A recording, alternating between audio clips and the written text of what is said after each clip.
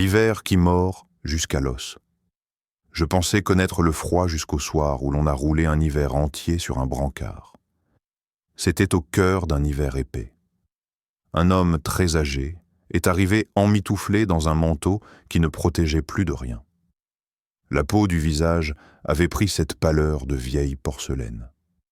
Dès que la couverture a glissé, nous avons compris que quelque chose dépassait l'ordinaire. Des jambes inertes jusqu'à mi-cuisse, dures comme si la glace était passée dessous la peau. En même temps, des zébrures brunes au thorax trahissaient des brûlures multiples et anciennes. Le dossier a révélé une histoire simple et terrible. Le gaz avait été coupé au domicile alors que l'hiver avançait. Dans bien des régions, interrompre l'énergie en période de grand froid est censé être interdit lorsque vit sur place une personne âgée ou handicapée connue des services. Dans la réalité, les procédures se perdent parfois entre un formulaire non reçu et un appel resté sans suite. L'homme avait tenté de se réchauffer avec une ampoule à incandescence posée près du corps. Le sommeil l'emportait, l'ampoule glissait, réveil en sursaut, brûlure profonde et recommencement. Nous avons appliqué les protocoles sans tarder. Réchauffement progressif, prévention des troubles du rythme, analgésie, prise en charge des plaies thermiques, surveillance rapprochée. La chirurgie a jugé l'ischémie des membres inférieurs irréversible et a décidé d'amputation basse en urgence pour tenter d'éviter l'orage infectieux. Dans la salle, la chaleur artificielle recousait pièce après pièce ce que le froid avait délié. L'homme a été transféré en unité de brûlée pour la suite du traitement, enveloppé dans des pansements propres qui avaient l'odeur de désinfectant et d'espoir fragile. Malgré tout, l'organisme n'a pas tenu. Les jours suivants ont été une pente douce mais constante. Les constantes perdaient un degré d'enthousiasme à chaque matin, comme si la vie fermait les volets l'un après l'autre. Il s'est éteint paisiblement sous perfusion de confort. Cette mort aurait pu être évitée. Elle demeure l'une des plus tristes de ma mémoire car elle ne doit rien au hasard biologique. Elle dit la somme de petites absences qui, bout à bout, font une catastrophe. À chaque hiver, je repense à lui et je rappelle aux proches qu'une visite, un appel, un radiateur prêté peuvent parfois changer un destin entier. Le scanner que l'on n'avait pas le droit de payer? Il y a plus stupéfiant qu'une maladie grave, seulement l'administration qui décide qui a le droit de l'approuver. Une patiente, suivie pour un syndrome général inexpliqué, avait besoin d'une tomographie par émission de positons. L'examen permettait de cartographier une activité anormale et d'orienter la suite. L'assureur a d'abord refusé l'autorisation pour motif de dossier incomplet. La patiente a annoncé qu'elle paierait l'examen avec ses économies afin de ne pas perdre de précieux mois. La réponse transmise par téléphone a sidéré tout le monde. Si elle payait de sa poche, l'assureur n'utiliserait aucune donnée issue de cet examen pour rembourser quoi que ce soit ensuite, ni bilan, ni traitement. Nous avons repris la montée d'escalade, point par point. Courrier circonstancié rédigé par le clinicien référent. Appel entre médecins pour une revue de pertinence. Rappel du cadre réglementaire local qui reconnaît la liberté du patient d'accéder à des soins en l'absence d'alternatives plus efficientes. Saisie du service de médiation et de la cellule qualité de l'hôpital pour documenter le préjudice potentiel d'un retard diagnostique. La patiente, accompagnée, a gardé un cap digne sans colère inutile. Pendant ce temps, nous avons organisé un autre chaînon d'imagerie et obtenu une biopsie guidée qui a posé le diagnostic par une voie que l'assureur ne pouvait contester. La suite a été plus simple. Devant une preuve histologique, l'autorisation de traitement est arrivée presque mécaniquement. Ce que je retiens n'est pas la victoire administrative, mais cette leçon précise, la médecine ne se pratique pas seulement au chevet. Elle se pratique aussi dans les couloirs, dans les lettres bien écrites, dans le courage courtois d'un patient qui refuse d'être une ligne comptable. Aujourd'hui encore, quand un refus absurde tombe, je revois cette femme qui a choisi la clarté sans fracas et j'entends sa manière de dire que le temps en santé est une monnaie qui ne se rembourse pas. Le bébé dans une chaussette. Le carton semblait trop léger pour contenir plus qu'un bruit de papier, et pourtant, il battait. Un matin, aux urgences néonatales, un couple est arrivé avec une boîte à chaussures. À l'intérieur, un nouveau-né minuscule lové dans une chaussette propre.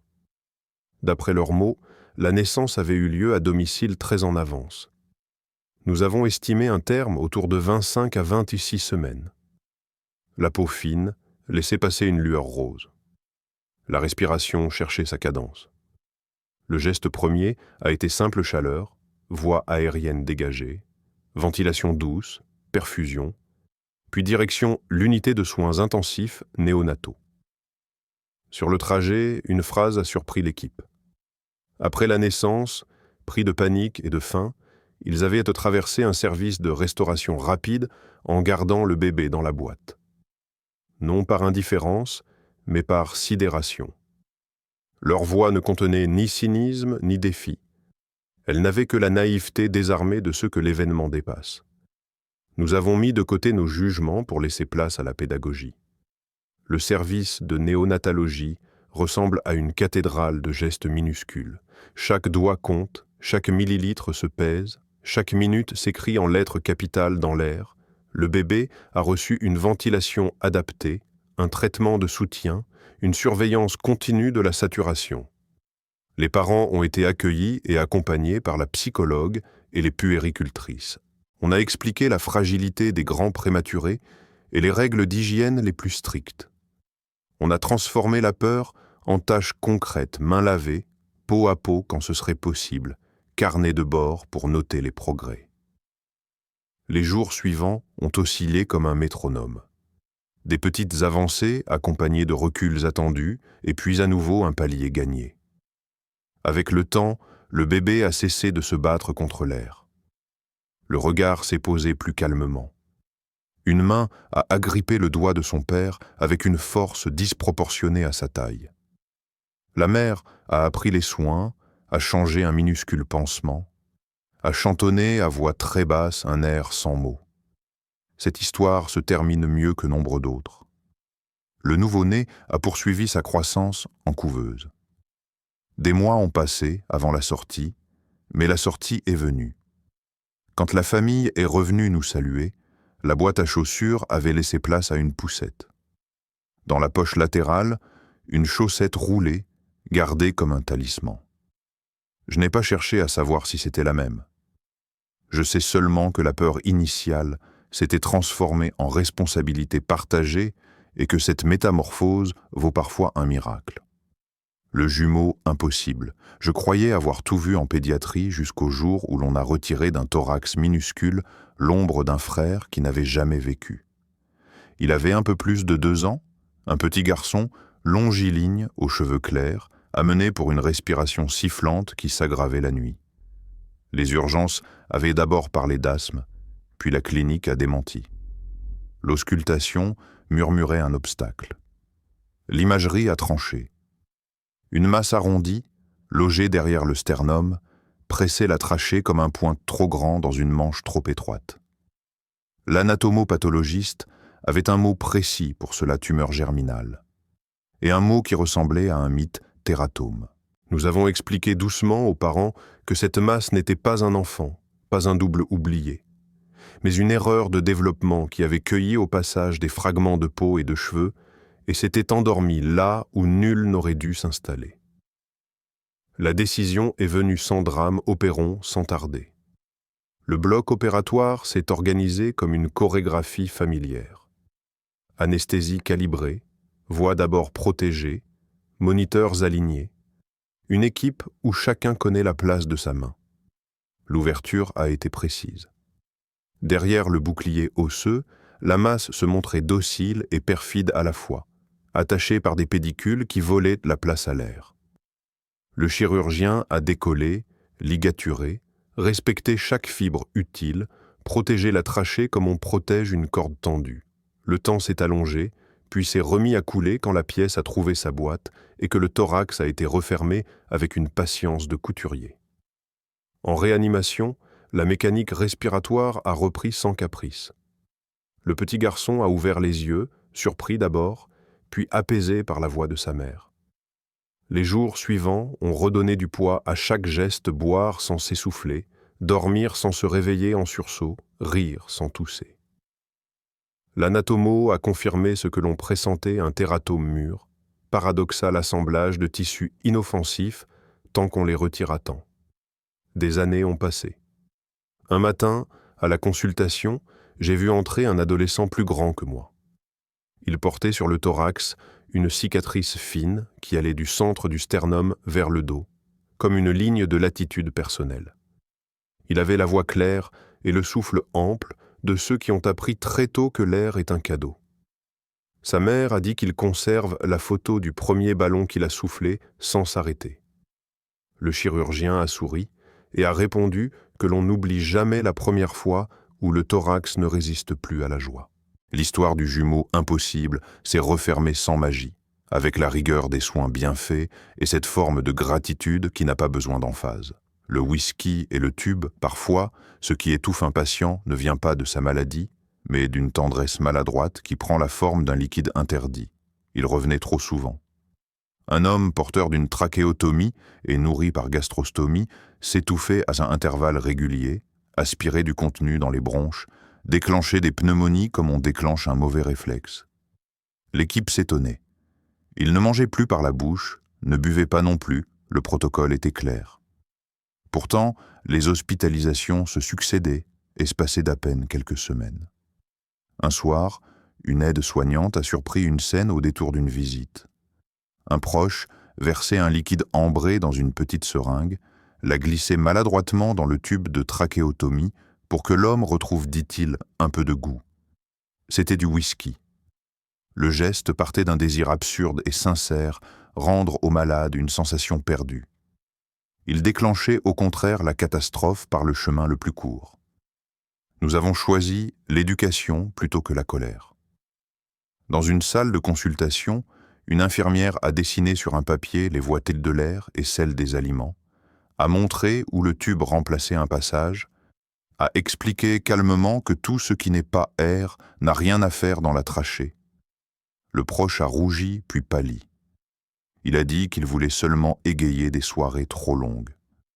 Nous avons parlé de musique, de massage des mains, d'un ventilateur réglé comme une brise d'été, de ces alternatives modestes qui rendent un soir habitable sans mettre la vie en péril. Les semaines suivantes ont validé la patience. Plus d'aspirations inexpliquées, moins d'antibiotiques, des nuits enfin régulières. L'homme a recouvré une stabilité neuve, assez solide pour une rééducation respiratoire douce. L'histoire a laissé derrière elle une leçon simple à transmettre à chaque famille. La trachéotomie n'est pas une porte ouverte sur les plaisirs perdus, c'est un pont fragile qui ne supporte que l'air. Le proche, désormais, arrive avec un petit haut-parleur et une playlist qui commence toujours par un standard ancien. Quand il appuie sur lecture, l'homme ferme les yeux et l'air, cette fois, est le seul invité. La flèche, sans bruit. Il arrive que l'étrangeté entre aux urgences par la grande porte et que toute l'équipe s'arrête une seconde pour réapprendre la surprise. L'appel parlait d'un traumatisme crânien à domicile dans un appartement du centre-ville. Sur place, les équipes ont découvert un décor saturé de traces, un couloir transformé en couloir de film, et un homme assis sur les toilettes, une serviette pressée contre la tempe. À la question de l'arme, pas d'arme à feu. Dans un tiroir, une arbalète compacte, de celle que l'on achète comme un gadget de sport et que l'on prend pour un jouet. L'homme respirait correctement, répondait, saignait de manière inquiétante, mais non explosive. La scène était à la fois absurde et sérieuse.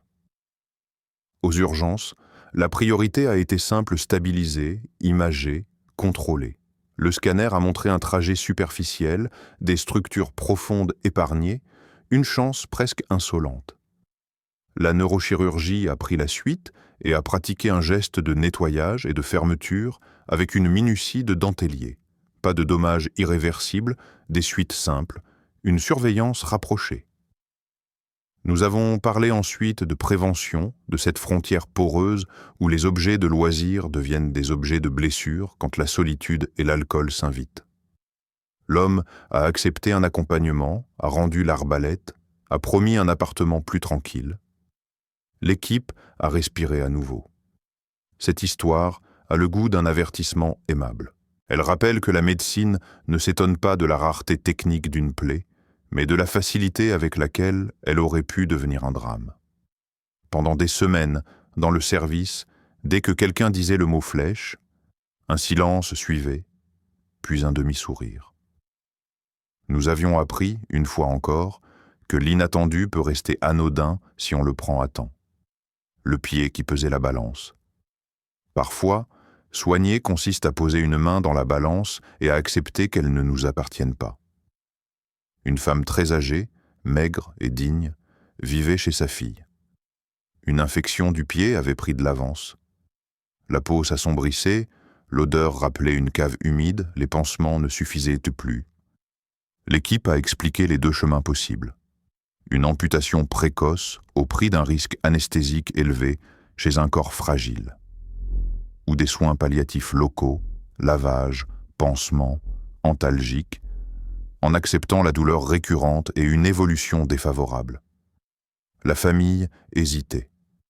L'amour se mêle toujours de peur et de déni quand il faut choisir. Elles ont voulu du temps.